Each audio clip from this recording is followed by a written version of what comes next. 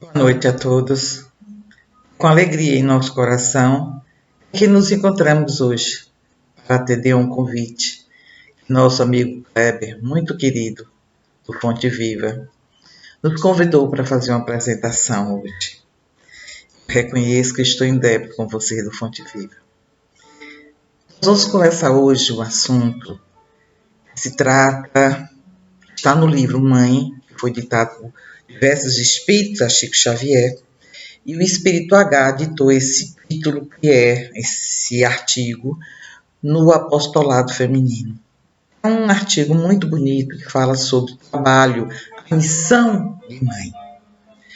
Mas para que a gente possa melhor se ajustando a esse clima, nós pegamos um livro de Emmanuel, Fonte Viva, a gente lê uma mensagem a título de exórdio. Diante desse momento que nós estamos vivenciando, em pandemia, nós precisamos fazer os nossos trabalhos todos gravados com antecedência ou online.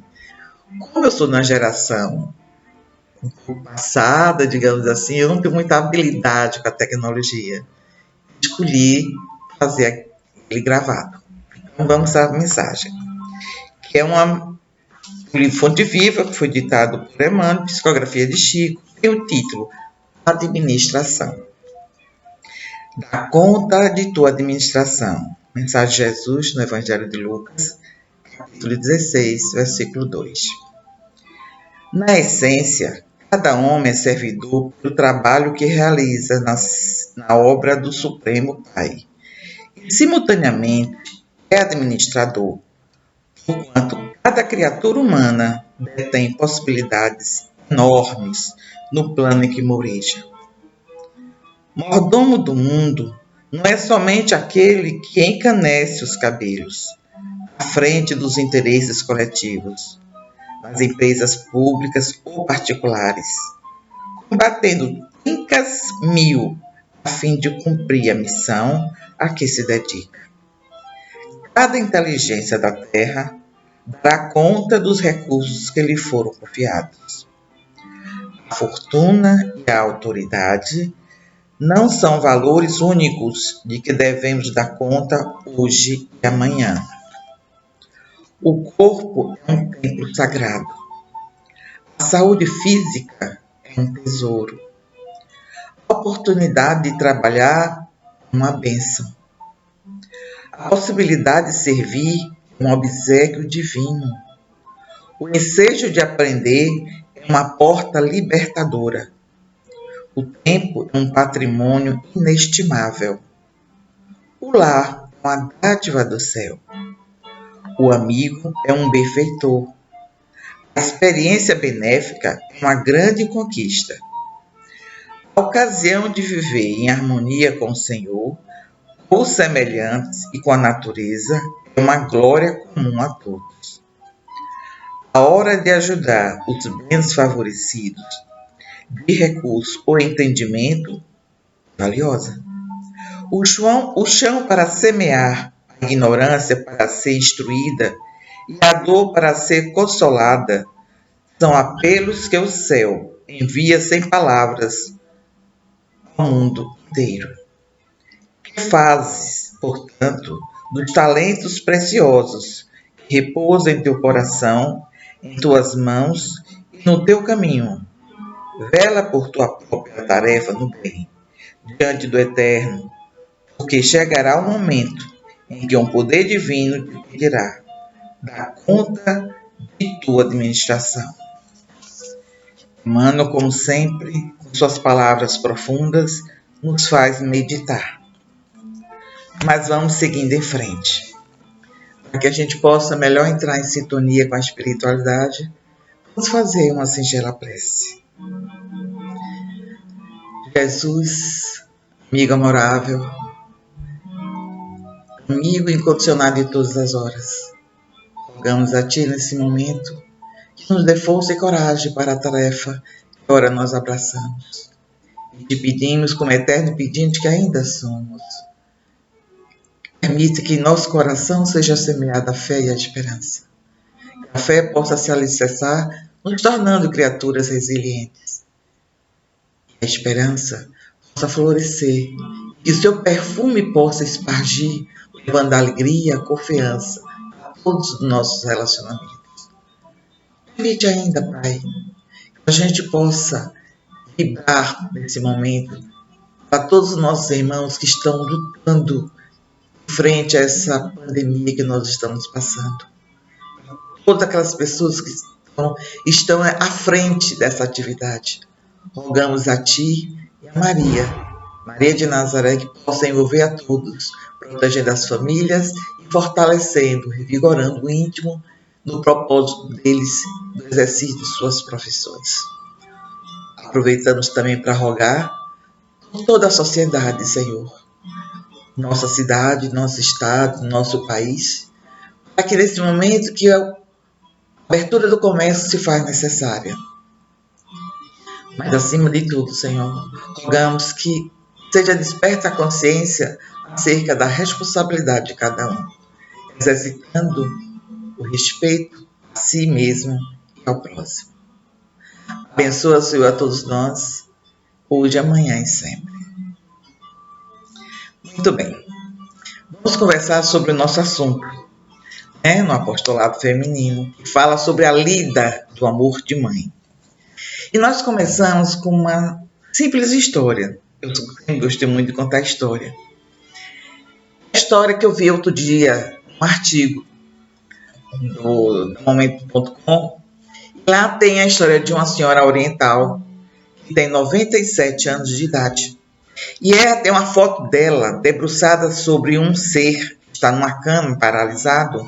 Ela está com uma tigela de sopa numa mão e uma colher na outra. Ela se debruça e vai colocar a sopa na boca daquele menino, daquele homem que tinha 60 anos de idade. Seu filho. Ele tem paralisia. Mas para essa senhora, a expressão que é vista na foto e é divulgada retrata um embevecimento, um amor incondicional. O que está sendo colocado para todos nós é como pode uma mulher com 97 anos que cuidar 60 do seu filho todos os dias, várias vezes ao longo do dia, limpando, alimentando, com todo aquele desvelo. E isso nos toca porque é algo que não é comum. E a gente parte para perguntar: qual é o mistério deste amor que envolve uma mãe com seus rebentos? E a gente começa a se perguntar e vai começando a pensar: ora, quando uma pessoa está se preparando para ser mãe, ela vai ser mãe, ela começa a se relacionar com as energias de um ser que vai se acoplando a ela. Passa 9 meses.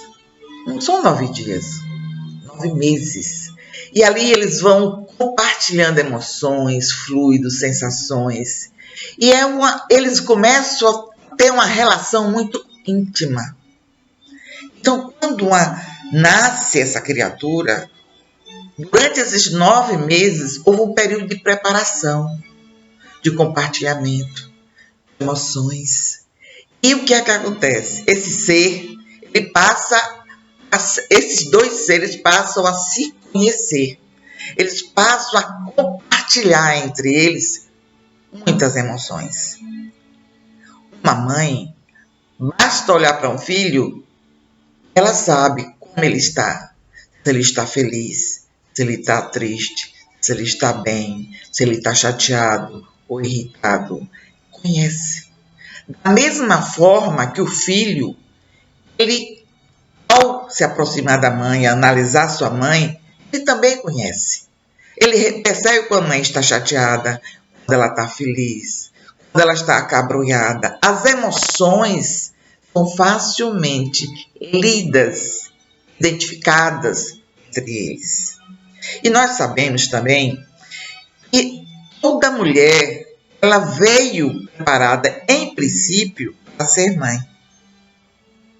Quando a gente não pode ser mãe dos nossos próprios filhos, nós somos mãe de irmãos, de sobrinhos, nós somos mães de quantas outras pessoas que fazem parte do nosso círculo de amizade. A casa espírita, que está tomando conta de uma casa, também é mãe. Coordena muita gente, né? Então, abraça, junta, congrega, cuida, acolhe a grande maioria das pessoas. Isso é algo que a gente precisa entender. E nem sempre mãe é aquela que gera aquela vida, mas a gente também adota. Ou para a gente criar, ou para a gente amar. De várias formas. Porque quando a gente precisa entender que para a mulher é fundamental o seu papel, ela pode parir, ela pode vir a sua gestação. O homem tem a sua parcela de contribuição, mas não é essencial, como a mulher é, por ela abrigar e gerar essa vida, né? Muito bem. Quando a mulher tiver consciência do papel, da importância de suas ações na educação do lar, afinal de contas, o lar, a família, é o que há de mais importante. A família é a célula principal da sociedade.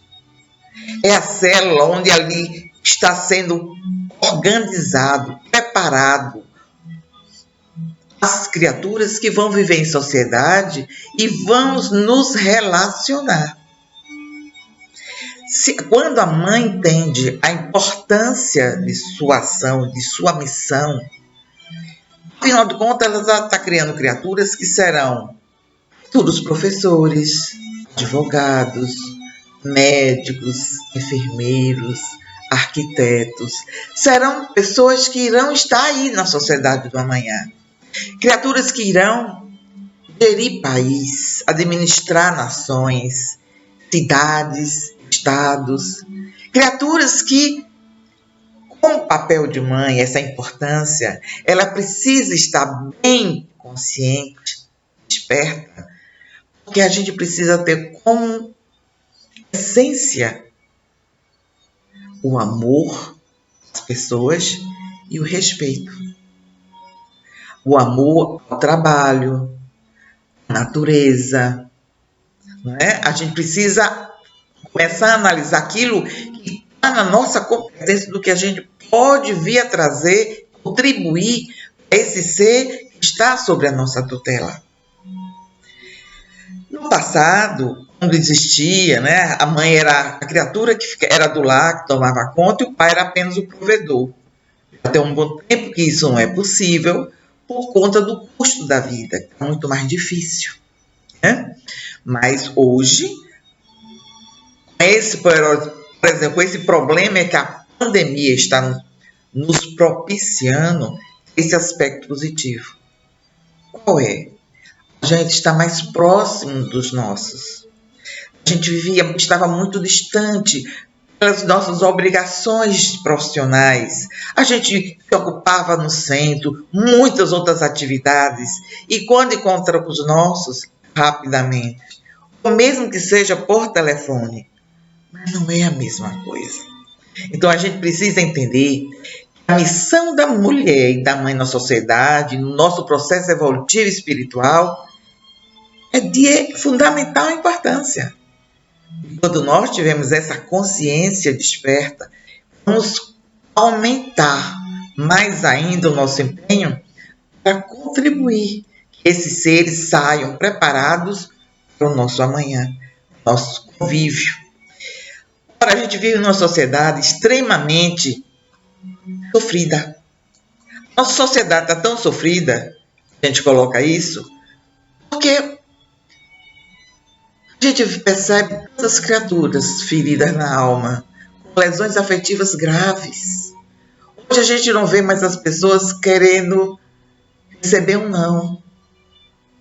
Quando vai falar em dar um não, o outro se aborrece.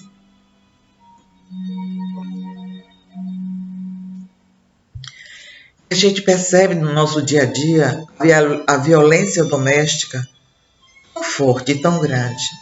A gente percebe hoje na internet, na nossa sociedade, aqui em Petrolina, em alguns locais, trabalhando para coibir essa violência, que a gente deve denunciar os casos que a gente sabe.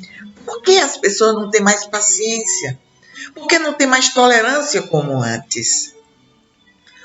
Hoje, nós somos um reflexo do que nós semeamos ontem. Nós estamos falando de uma missão, de um trabalho no qual a gente está angariando, colocar na consciência e no coração das criaturas a necessidade de fazer algo para deixar um legado, aprimorar o que a gente tem hoje.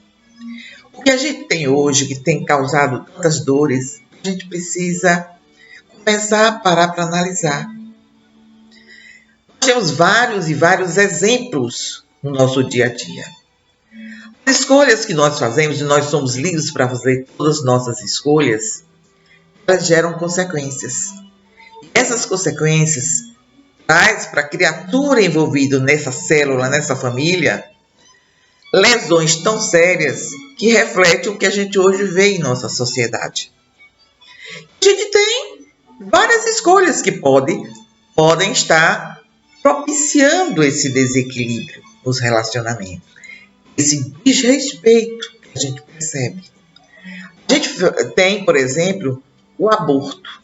O aborto, a gente hoje está aqui, tem uma formação cristã, busca ter esse respeito pela vida. Mas a gente sabe que nem sempre isso foi possível. Nós temos uma pequena história para contar que a gente vivenciou lá em nossa casa, no GESP. Essa história conta uma pessoa que é independente financeiramente, uma pessoa bonita, jovem. Quando ela entrou na nossa casa, em uns 12 anos mais ou menos, ela chegou com o filhinho nos braços e ela estava tentando. O relacionamento que ela tinha abraçado não tinha dado certo. Ela escolheu criar o filho sozinha. Ela foi lutar por ter essa vida, porque a família estava sem aceitar. Ela se estruturou, começou a trabalhar na nossa casa, participou dos grupos de estudos. Daqui a pouco ela me aparece e diz que estava tendo experiência amorosa. Estava gostando muito de uma pessoa. Que bom, fico feliz. O tempo foi passando e ela engravidou porque ela queria estruturar, consolidar essa relação. O que ela foi se estruturando, ela engravidou. Logo, não deu 60 dias, ela teve um aborto natural. Ela sentou para conversar comigo e tinha tido esse aborto. Eu disse, não, você é jovem, ele também. Daqui a pouco passado o tempo, vocês vão ter novamente outra oportunidade. E realmente, passado um tempo, ela engravidou novamente. E abortou. E aconteceu isso pela terceira vez. No curto prazo de um ano e 2 meses, 3 meses, ela passou por essa experiência de 3 abortos naturais. E ela veio conversar comigo um pouco chorosa, porque ela tinha parado para pensar com base nos estudos, reflexão, nas leituras. Ela entendeu que estava vivenciando ali uma lei de causa e efeito. Isso o que foi que você não me contou? Ela disse, ora, antes eu não tinha essa consciência que eu tenho hoje, então eu engravidei outras vezes e eu simplesmente abortei. E eu não abortei apenas uma vez, abortei várias. Eu disse, sério? Ela disse, sério. Não posso mentir, Judete, porque foi o que aconteceu. E hoje eu quero ter um filho e eu não posso. Eu não estou conseguindo. Aí nós paramos, pensamos, pedimos a inspiração a Marta, nossa mentora. Aí a gente chegou para ela e disse o seguinte, vamos fazer o seguinte, hoje você não é mais aquela pessoa que você era antes.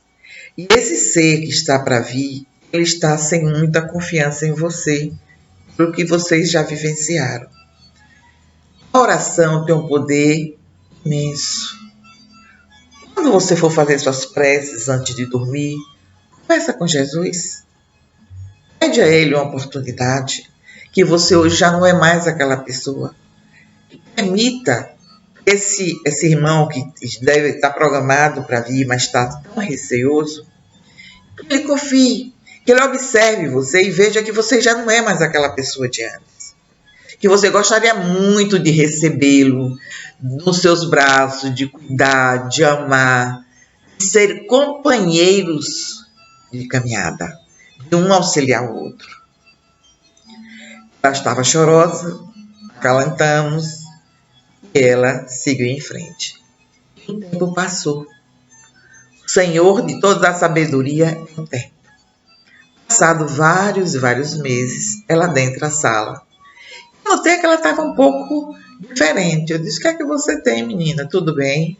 Ela percebi que os olhos dela estavam com lágrimas. Eu disse: está tudo bem? Algum problema com seu filho? Ela disse: não, meu filho está ótimo. Mas eu entrei aqui para lhe dizer que eu estou grávida. Eu disse: que bênção! Isso é maravilhoso. Ela disse: será que dessa vez vai dar certo? Eu disse: vamos confiar em Jesus. Por que não? Mas vamos fazer uma coisa? Ela disse: o quê? Não fala para ninguém, não. Deixa de pelo menos passar os 90 dias. Aí a gente pode comentar. Antes disso, continue nas suas preces, continue fazendo o seu trabalho, amando o seu filho e o seu marido. E vamos em frente, vamos fazendo o nosso melhor. A gente ora, estuda e trabalha. Vamos em frente, confiante em Jesus. E assim foi passando o tempo. E com isso, a criaturinha estava se aproximando, que deu certo, consolidou, já nasceu. Uma bela criança, que nós brincamos e dizemos que é uma Gespete. Como todos os filhos dos trabalhadores da casa, nós damos essa denominação, esse codinome, Gespete. E nós sempre comentamos que são eles que vão tocar o futuro em nossa casa. Tem uma amiga, uma companheira de jornada, amiga, e companheira também de mediúnica. Ela sempre que encosta junto da gente, ela vem tecer comentários e falar sobre as pérolas de seu filho. Aí eu olhei para ela outro dia e disse: menina, esse sentimento que te liga a teu filho é uma coisa impressionante. E olha que nessa época a gente não tinha cogitado nada sobre essa palestra de hoje. Ela me disse: Ildete, o amor que a gente sente por um filho é um amor incondicional. Não se mede, é imenso. Eu fiquei assim, embevecida, olhando, isso é mesmo. Até a expressão dela era uma expressão diferente, era iluminada. Eu disse: que lindo, legal, achei bonito aquilo. Então, isso é para nos dar uma ideia da relação entre mãe e filho, entre esse aconchego. Essa mesma amiga da gente, ela teve alguns abortos naturais, má formação do bebê, do feto, e quando ela foi receber o último filho dela, apareceu na mediúnica uma criatura, a qual dizia que ela estava querendo ouvir, mas ela estava com receio. Eu brincando disse: venha que você vai ser muito amada. Com certeza. E você vai ficar no lugar que eu estou aqui hoje. Não sei porque eu disse isso. E eu conversei com ela várias vezes durante o processo, antes de ela encostar na mãe, ele ter o processo da gestação, nasceu esse bebê.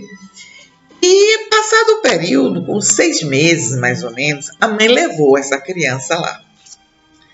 Quando adentrou no GESP, essa mãe com esse bebê, a menina linda, eu olhei e disse: olá, como vai? Tudo bom? A criança levantou e começou a procurar a voz. Eu me lembrei das nossas conversas antes dela reencarnar. E eu disse: olá, seja bem-vinda. Está lembrando de minha voz? Ela deu um sorriso. Aí eu virei para a mãe e disse: ela vai ser a pessoa que vai ficar no meu lugar no futuro. A menininha ria, nunca tinha me visto, nem eu tinha ouvido a minha voz. E ela estava lá na maior simpatia comigo. Se bem que lá no GESP eu brinco com todas as crianças e o lugar que eles gostam de ir é para a minha sala. Seja porque foram premiados ou porque vão ficar de castigo. Então eles ficam lá. Mas é um bebê de 6 meses. Isso me encantou. Como a gente vai vivenciando a doutrina espírita e vai sendo ratificadas as lições que a gente estuda no nosso dia a dia, né? Então vamos lá. O aborto é um engano muito grande. Porque se a gente tomar uma atitude equivocada, não é um erro que vai justificar o outro. Vai criar sequelas graves. E essas sequelas podem refletir no amanhã. Pode ter resultados felizes, como não. E nós temos, inclusive na nossa casa, experiência de pessoas que querem muito ter filhos, não tem uma explicação plausível e não tem. Aí a gente coloca elas na evangelização, coloca para cuidar de outras crianças. Elas passam a ser mães de seus sobrinhos, ajudam as suas irmãs a cuidar. Vão vivenciando de outra forma. A proporção que vão estudando, elas vão entendendo que, dentro de uma lei de causa e efeito, estão vivenciando algo do seu passado. Claro, as existências são solidárias. A gente precisa entender e aceitar isso. Vamos lá. Problemas futuros que a gente fala a respeito do aborto não é somente problemas físicos. Tem muitos problemas de relacionamento. Aí a gente vem a falar sobre reencarnação.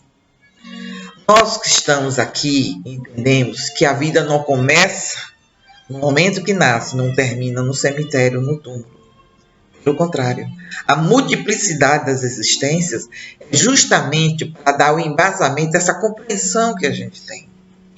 Porque as famílias enfrentam tantas dificuldades.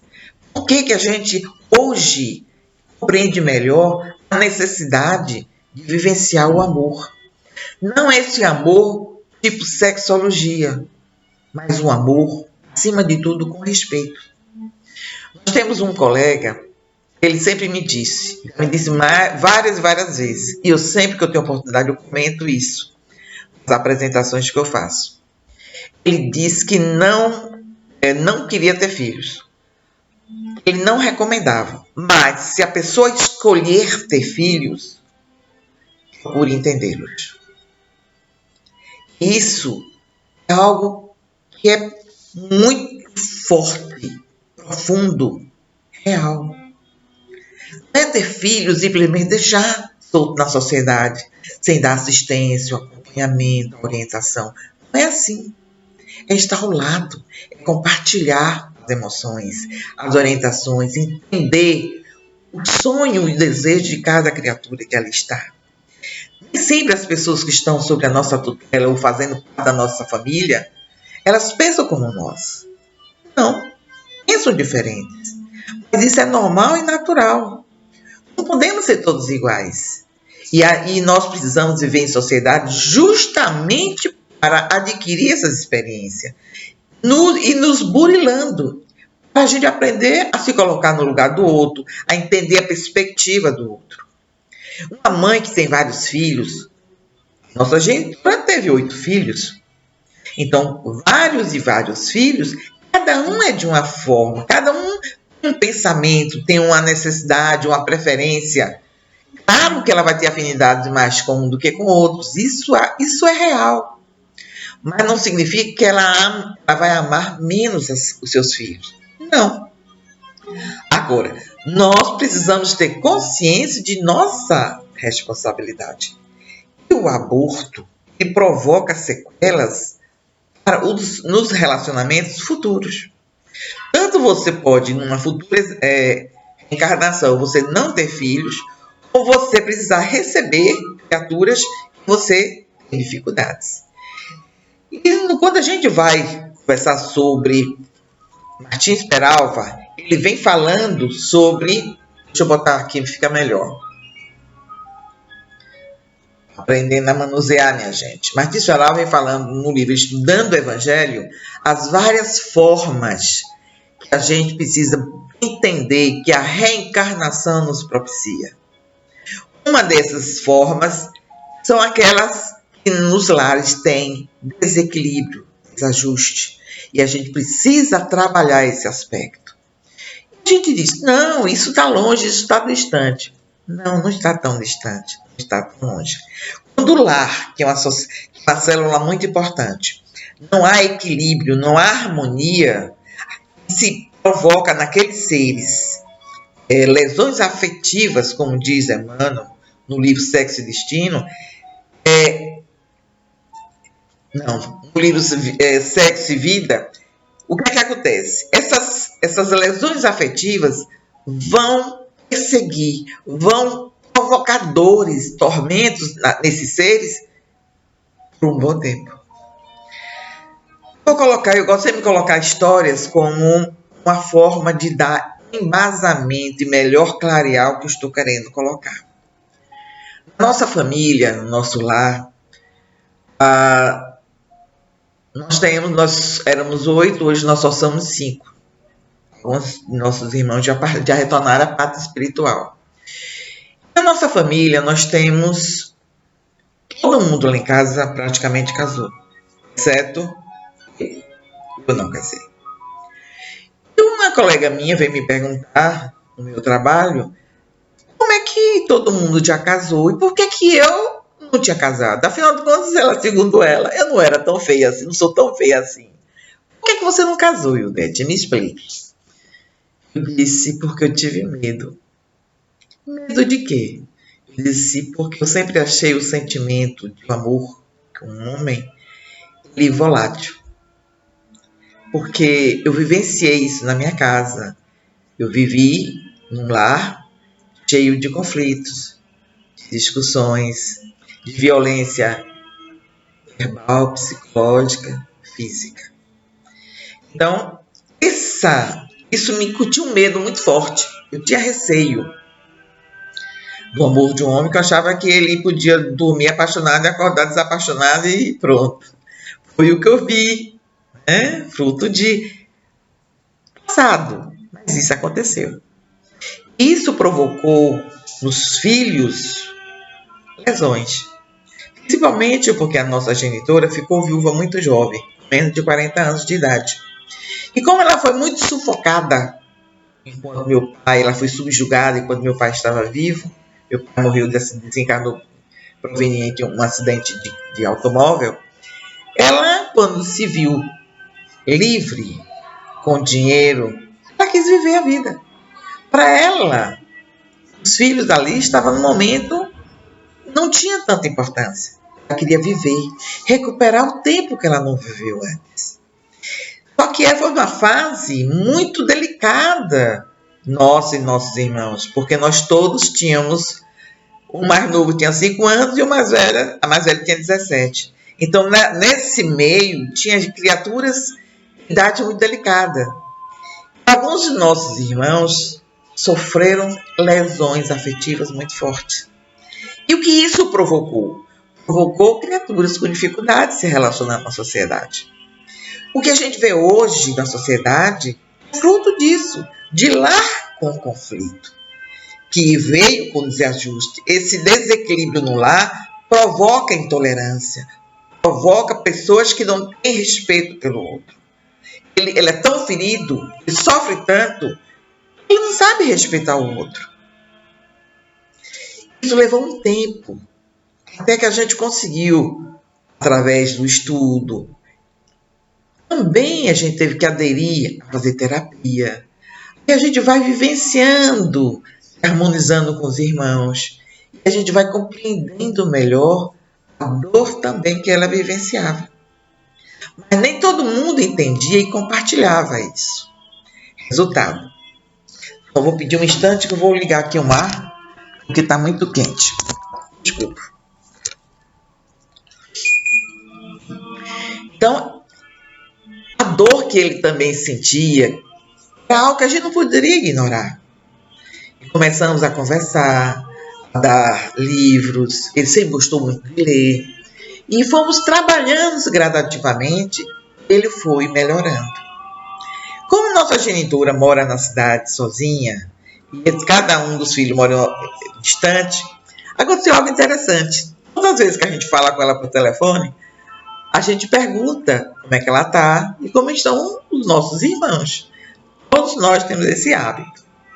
Nós temos um irmão, digamos que ele foi um dos que foi mais ferido, e hoje mora bastante distante da gente. Ele mora em Barreiras, ele já teve 2 infartos. Só que ele é muito calado. A gente sabe o quanto ela sofre pela distância que tem, e depois que ela se ajustou, ela tentou de todas as formas se recuperar e se ajustar conosco. Então, quando eu ligo, pergunto: e aí, mãe, tá tudo bem? Me dê notícia, você tem falado com o pessoal, como é que tá fulano, ciclano, beltrano? E ela vai dando notícia, porque é um hábito que a gente tem, e a gente sabe que como ela fica distante, é uma forma dela se sentir integrada, toda a família. Então a gente vai perguntando, ela vai dando notícia. Quando chega nesse irmão que mora em Barreiras, ela diz, eu pergunto: e aí, ele tem ligado? Ela diz: não, ele não tem ligado. Aí eu falo: ops, penso que ele não gosta de você, sabia? Resposta de minha mãe: mas eu gosto dele mesmo assim. Então isso é algo que me deixa feliz. Perceber que eles estão se ajustando.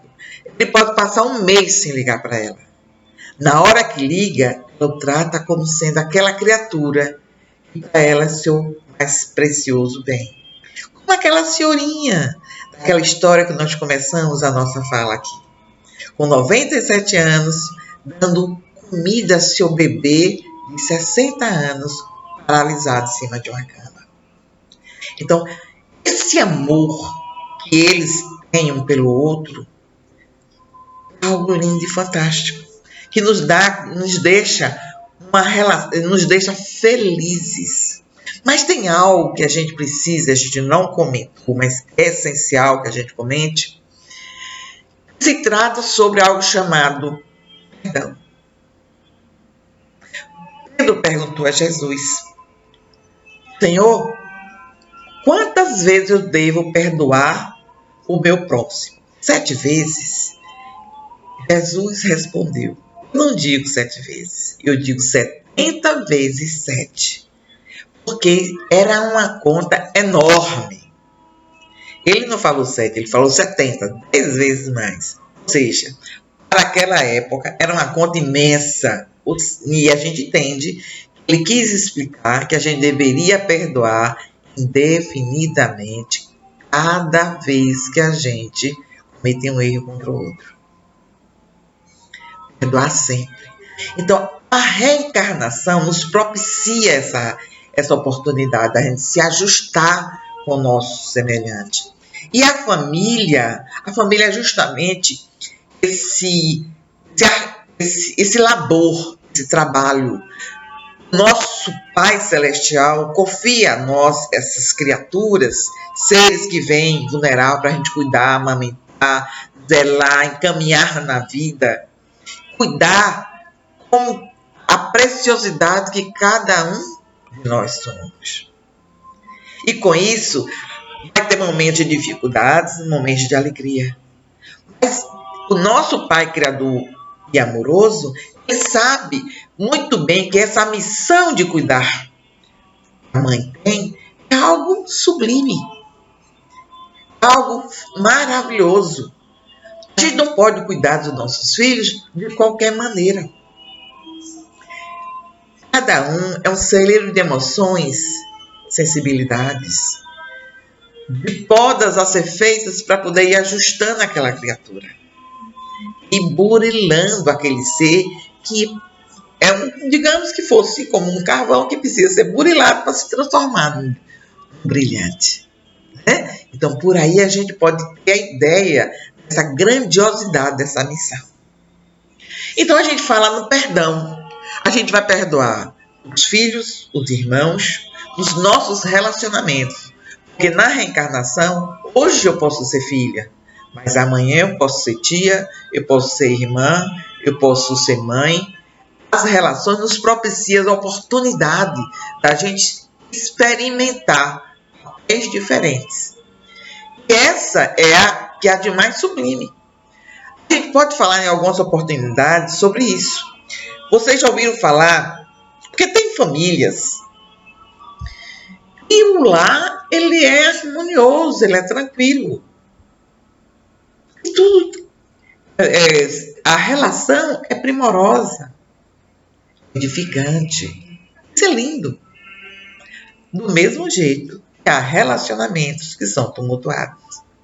Mas a base que precisa a gente burilar, trabalhar, é o respeito, o amor, a abnegação, a tolerância. Nós estamos vivendo num momento uma oportunidade que precisa ser bem trabalhada. Estamos todos reclusos, de certa forma. Nós da nossa faixa de idade, 60 anos em diante, nós estamos na área de risco. Se formos diabetes, se formos hipertensos, problemas cardíacos e por aí vai, todos nós estamos numa comorbidade forte e a gente precisa cuidar disso, né? Então, hoje essas relações, a gente está dentro de casa e a gente ouve que as pessoas estão tendo conflitos. A gente vê na internet que a violência doméstica aumentou desde que começou esse processo de reclusão, quarentena por conta da pandemia. Por que será que a gente está enfrentando isso? Como estão os lares, os relacionamentos, mãe, filho, marido, quando a gente precisa trabalhar em casa? O home office, sim, porque todos nós precisamos continuar trabalhando. Já temos uma parcela de muitas pessoas queridas e amigas que estão desempregadas, que estão passando por muitas dificuldades, mas a gente precisa continuar fazendo a nossa parte. Então, a gente observa que nesse aspecto, a pandemia está nos propiciando uma oportunidade da gente rever as nossas atitudes, a nossa conduta. Como estão nesse momento, nessa oportunidade, que a gente pode olhar olho no olho as pessoas que são para nós muito caras, os nossos filhos, nossos companheiros, nossos irmãos. A gente começar a rever a nossa conduta, a nossa forma de agir. No mês de maio, mês passado, é consagrado às mães, a gente passou um Dia das Mães diferente. A gente sempre passou fazendo o almoço, estando ali comprando uma lembrancinha, flores, mimos, com os abraços, carinho. A gente não pode mais fazer isso por hora. Por amor àqueles que nós temos. Pais, os nossos queridos avós, tios, pessoas que são faixa de idade muito, digamos assim, delicado nesse momento. Mas a gente tem a tecnologia. A gente está tendo a oportunidade de se reinventar e passar a ver, compartilhar, entender as prioridades de cada um. O que cada um gosta, o que eles não gostam. Ajustar as nossas relações. A gente hoje, com a tecnologia, celular, a gente conversa Skype, a gente conversa muito mais com as pessoas. E a nossa família pode não estar perto fisicamente, mas elas precisam se sentir amadas quando a gente mantém contato. Hoje, a gente liga mais para as pessoas. A gente conversa mais com elas, compartilha mais com elas as nossas emoções, se preocupa como é que elas estão. E por aí a gente observa que é um outro patamar, é uma outra situação que nós estamos nos deparando. A gente precisa analisar e entender que esse aspecto que a pandemia está nos propiciando é salutar. Precisávamos voltar o nosso olhar para a família. a nossa mãe, nossos irmãos, nossos sobrinhos, nossos filhos. Estar próximo. Não vamos ter desculpas agora. Nós precisamos ter o quê? Disciplina. Por que essa disciplina? Tem um momento da gente trabalhar, tem um momento da gente conversar e tem um momento da gente brincar com os nossos. Sim, a vida não é só trabalho. Também é alegria, prazer, é a gente compartilhar emoções. Sabemos que tem famílias no nosso convívio que está passando por dificuldades. Tem gente que se separou porque começou a ter problemas. E nem sempre uma das partes quis a separação e há sofrimento. Tem famílias que, por conta da atividade que eles exerciam, passaram por séria dificuldade financeira porque ficou sem trabalhar mais de 60 dias. E eles tiveram que se reinventar para buscar o ganha-pão para trazer para o lar, para seus filhos. Nós ficamos sabendo de uns amigos nossos, que inclusive ele é dentista, ele ficou com seu consultório fechado mais de 60 dias. Então vocês imaginem que não é fácil para um profissional dessa área. Como é que ele sobrevive com filhos adolescentes, com todos o seu arcabouço de despesa mensal, vê que não tem dinheiro. Esse tem habilidade culinária. Foi o que ele fez. Com a ajuda dos filhos, criou uma página nas redes sociais e ele passou a fazer comida nos finais de semana e vender. E está se saindo muito bem. Está junto com a família, saindo de uma fase difícil, compartilhando todas as fases, a família toda. Isso é salutar. Enquanto um fica por conta de organizar as quantidades de pedido, a outra vai fazer compras, a outra vai organizar, ajudar o pai para cortar os itens, para cozinhar, para separar tudo direitinho, para fazer as entregas. Tudo foi se resolvendo.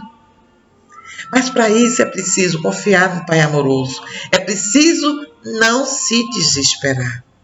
Precisa se reinventar. Isso é muito importante. Porque a gente está falando aqui em amor e respeito em tempos de pandemia. Que é o que a gente está aqui a viver. Quando a gente fala no apostolado materno, a gente está falando sobre trabalho no lar. Principalmente da mãe. Tem lares que não tem mãe. Tem lares que o pai faz o papel de pai e de mãe. Mas a grande maioria das famílias hoje são comandadas pelas mulheres, pelas mães. Porque nos lares de hoje existem muitas dificuldades nos relacionamentos. A gente pode citar aqui alguns casos de mães que para nós foram exemplo de como elas foram fantásticas. Nós tínhamos a mãe de Chico, Dona Maria João de Deus, uma mulher fantástica. Amou, cuidou de seus rebentos, especialmente de Chico. Quando Chico estava sofrendo na mão da madrinha dele, e ele conversava com ela e pedia ajuda, ela disse: não se preocupe, meu filho, que eu vou mandar um anjo bom para cuidar de vocês. E mandou Dona Cidália, sua madrasta, sua segunda mãe, que acolheu e cuidou de Chico com todo carinho.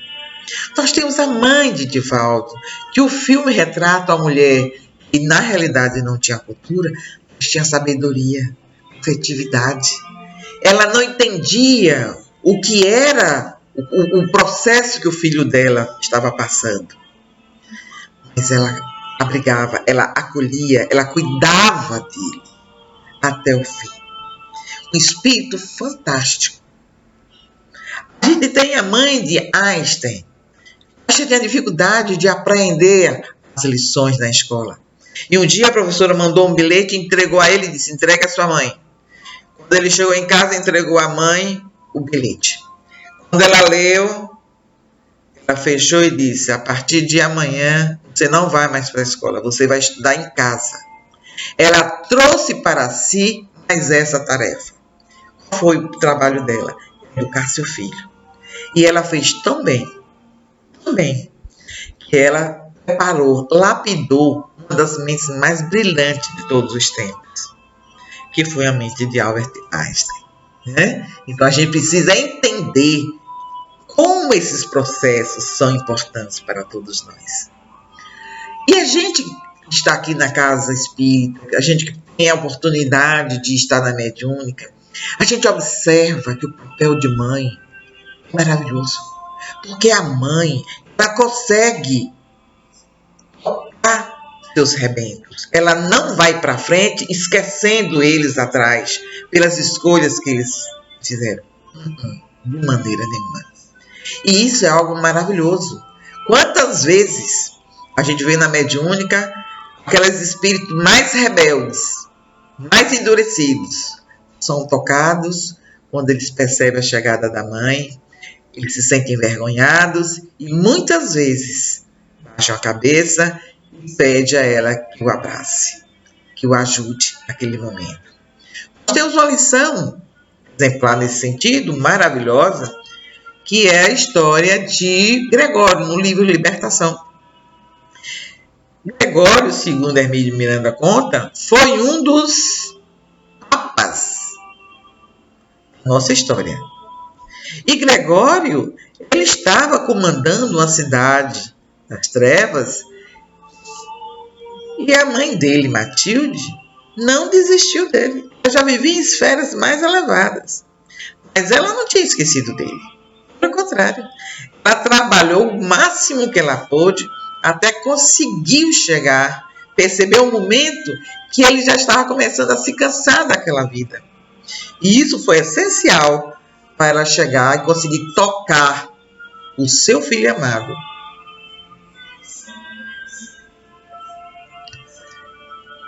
Qual foi o pecado de Gregório? Orgulho e vaidade. O processo de reencarnação deles futuros não seriam processos fáceis. Mas ele já sabia que não estaria sozinho. Que teria que se redimir e não estaria sozinho, porque ele estaria amparado pelo amor da mãe, presente ou não. Ele poderia estar na erraticidade, mas não iria abandoná-lo. Ele sabe que ele era amado. Né? Então a gente observa que a maturidade espiritual que a gente pode ir conquistando, ela advém ao longo do processo evolutivo através do amor. É o amor que vai cobrir toda a nossa multidão de pecados, para que a gente possa melhor compreender que esse trabalho que nós nos expomos a fazer é um trabalho que, como ele pode dar frutos maravilhosos. Por que a gente vai se ater à dor e ao sofrimento? Já temos isso hoje. A pergunta que a gente coloca agora é: será que é isso que eu quero para o meu futuro? A dor, o sofrimento? Eu deixei para o final contar um relato rápido de minha experiência com maternidade. Como eu comentei com vocês, eu não casei, eu não tive filhos. Mas uma de minhas irmãs adoeceu e ela tinha 2 filhos. A primeira, Roberta, ficou com o marido dela, o primeiro marido. O segundo, que é Marcos, ela não queria deixar com o segundo esposo. Ela me pediu para tomar conta do menino. Então, no dia que eu conheci Marcos, eu peguei ele, botei no carro e trouxe para casa. Não passei por um processo de preparação de 9 meses de convívio. Então, quando eu comecei a me relacionar com Marcos, eu tinha 30 anos e ele tinha 3 anos. O nosso relacionamento foi muito difícil. Muito difícil. Como ela já tinha desencarnado e ela era louca por ele, eu comecei a andar, a estudar na casa espírita, passou pela minha cabeça que poderia ser a presença dela que estava deixando ele assim.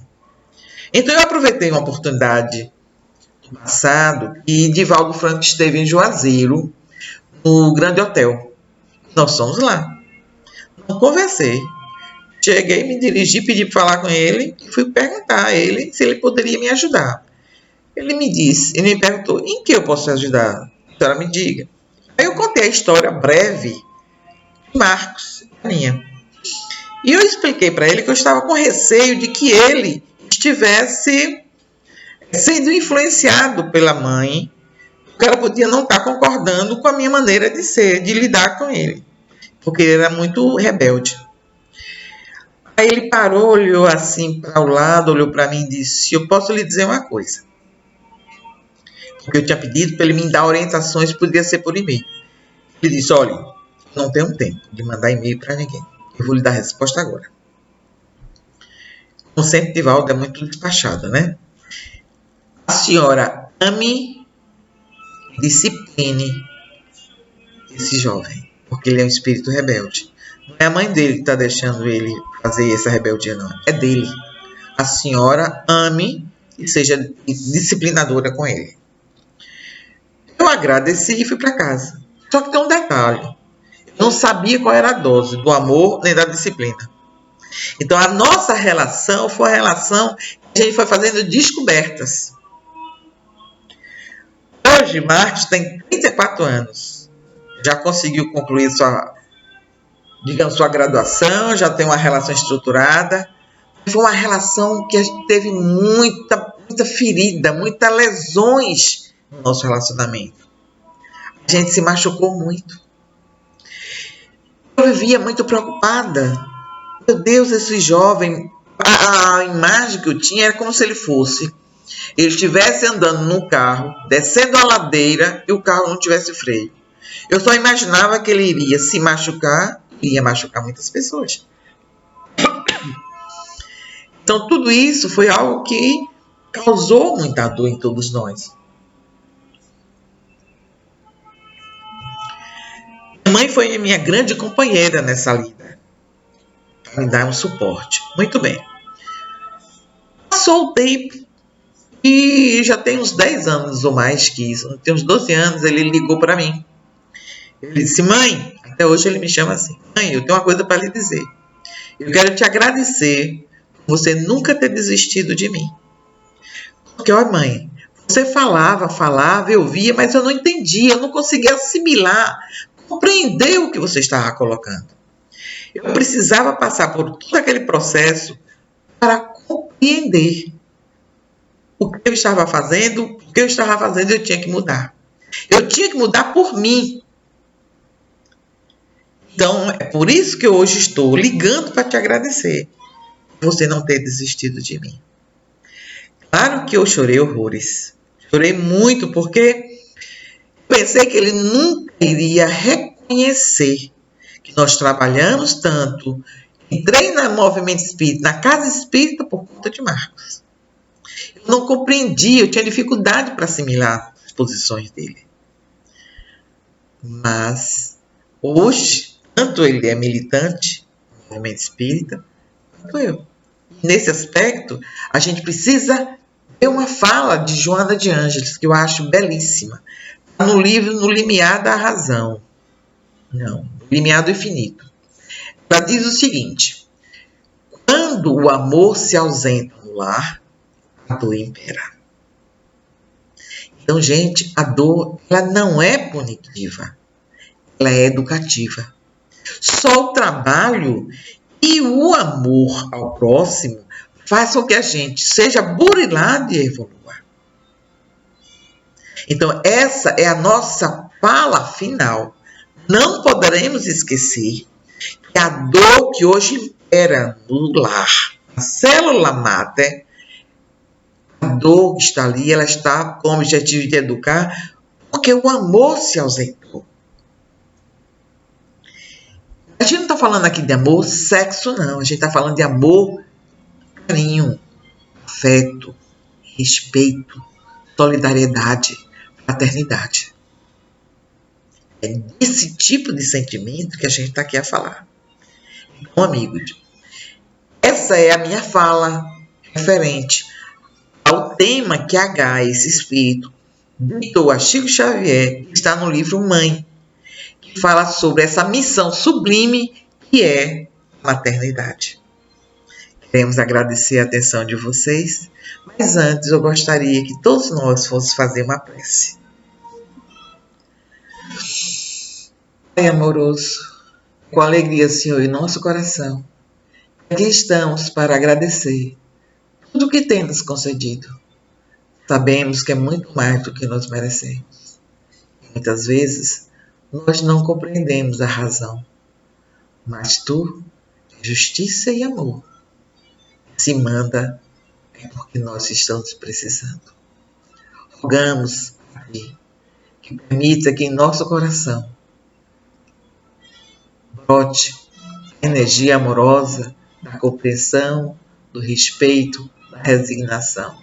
Que a gente possa aceitar todos as nossas provas, as nossas expiações, pela necessidade que nós temos, como servidores que somos da Tua seara, servidores do mundo, precisamos vivenciar nossa parte da melhor forma possível, mais digna e justa. Abençoa, Senhor, a todos nós. Abençoa a todos os nossos irmãos que estão envolvidos nesse clima de alegria, de dor, de dificuldade. Revigora a fé do coração dessas criaturas, para que elas tenham sempre em seu coração a esperança. Balançar, espargir o perfume da alegria, da confiança no amanhã. Abençoa, Senhor, a todos nós, os nossos bons propósitos. Ser por todos nós, hoje, amanhã e sempre. Agradecemos a Casa Fonte Viva, Casa Irmã nossa, pelo convite. Estou com saudades. Hoje a gente percebe como é importante o nosso sentimento de carinho, de fraternidade, e precisa ser burilado e trabalhado. Beijos fraternos e virtuais a todos. Que Jesus nos abençoe. Sigam na paz.